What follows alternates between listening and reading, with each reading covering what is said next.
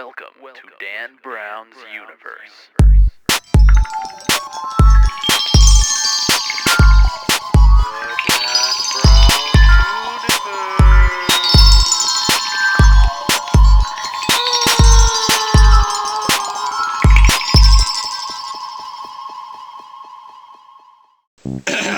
To Mr. Dan Brown, creator of some of the most strange videos I have ever seen.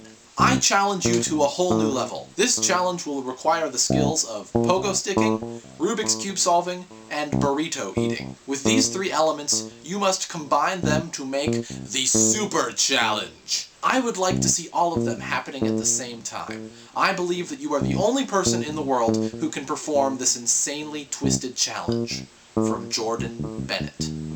Jordan, you're on.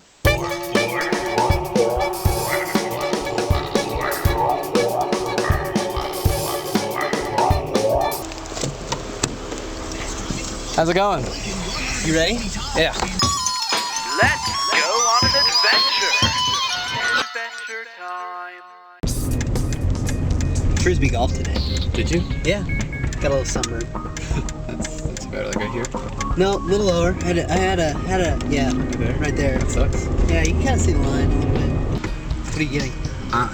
2 chicken burritos. Are you getting anything? I think I'll get a chicken burrito. 3 chicken burritos and a medium Mountain Dew without ice. No ice. 1 chicken burrito and a medium Mountain Dew. No, 3 chicken burritos. Should I say Trace? Thank you for How about you pay and I'll pay you back? Oh, What? as always. Hey, whoa! Don't you? You're sitting closer to the window. Oh, okay. I mean, I'm gonna have to dig through my dress. Yeah, there's a wallet. Is he gonna wonder why I'm in a dress? Oh, yeah. Thanks. That has ice in it. Definitely has ice in it. Did I order it with or without ice? You said no ice. Mountain Dew. You can have some if you want.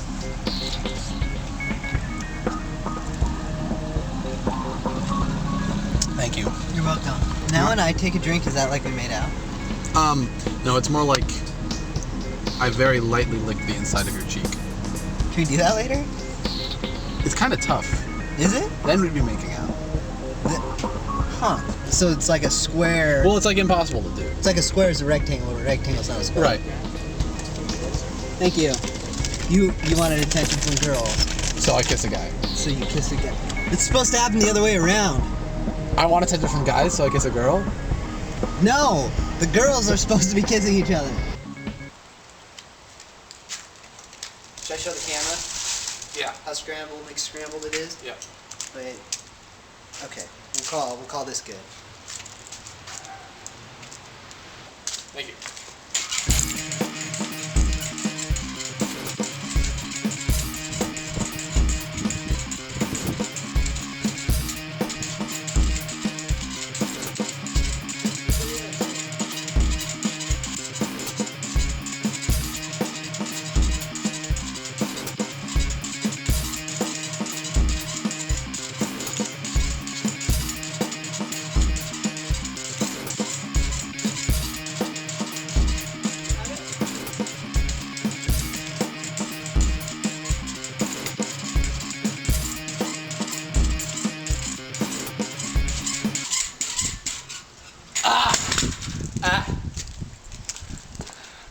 I did it. I think I'm gonna be sick.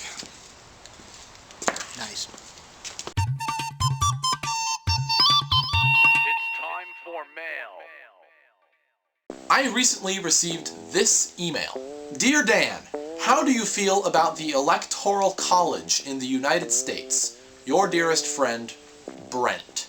Well, Brent, I think it's a crappy system. In case you don't know what the Electoral College system is, let me explain it to you. Every 4 years, in November, we, the American people, have either a chance to choose a new president or re-elect the current president. Each state is assigned a certain number of points, a certain number of electoral votes. Whatever candidate wins a certain state wins all of that state's electoral votes, and whichever candidate receives a majority of the electoral votes total becomes our next president. I really don't know why they didn't just decide to go with the popular vote. But regardless of however convoluted the electoral college system is, most of the time, whoever wins the electoral college vote also winds up being the person who won the popular vote, so it all works out. Except for in 2000. I'm not sure if you remember 8 years ago, but in the election of 2000, that was when we elected George W. Bush. Even though Bush won the election, Al Gore, his opponent, actually had more votes. More people in the country wanted Al Gore to be our president than people wanted George W. Bush to be our president. But because of the way that the convoluted electoral college system works, we got George Bush, and y'all can see how that's been for us.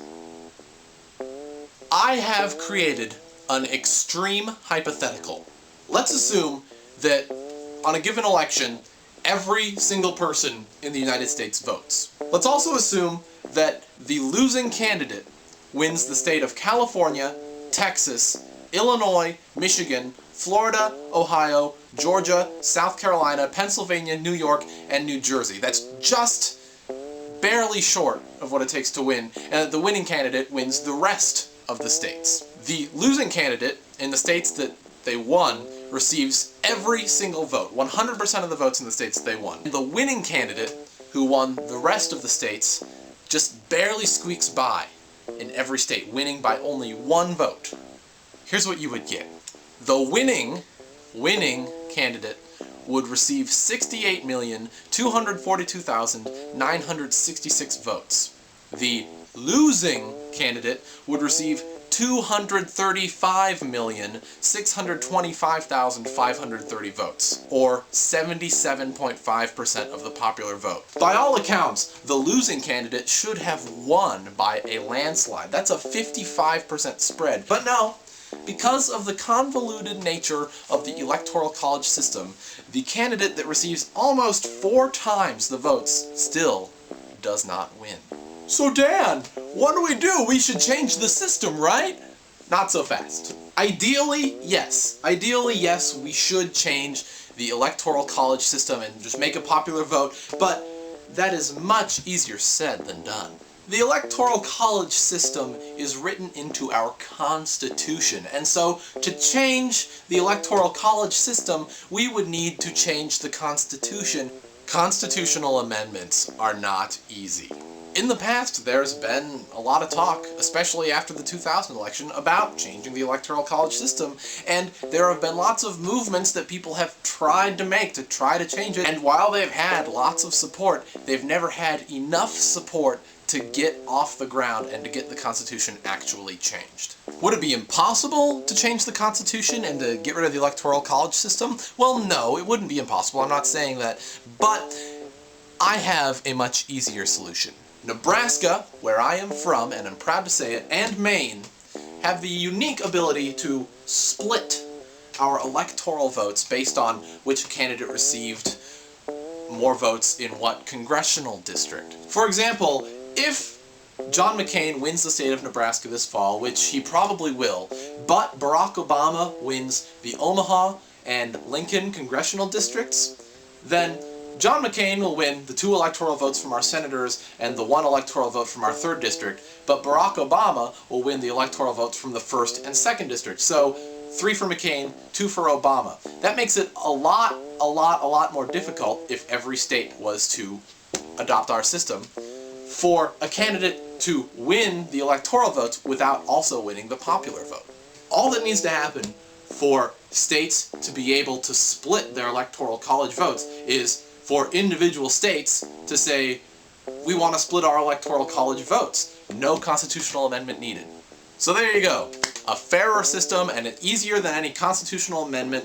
I hope that I answered your question sufficiently. Tell me what you think, and if you have any questions for me, send me an email at danbrownuniverse@gmail.com. So last week I announced to you guys that I had figured out what I wanted to do with my wall.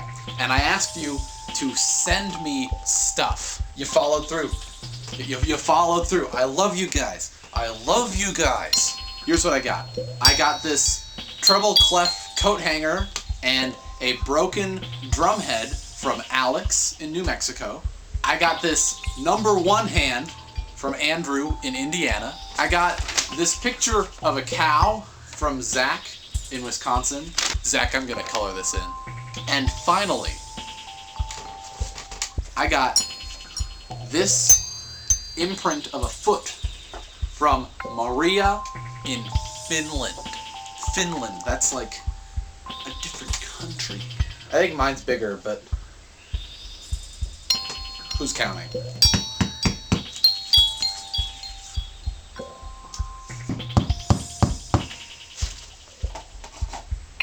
I have got to say, this feels better already. But I still need more stuff. If you have something that you want to go on my wall along with all this stuff, please send it to Dan Brown, P.O. Box 67054, Lincoln, Nebraska 68506. And who knows? Maybe next week I'll throw it up there. Thanks for watching. That is this week's show. I do have one apology to make.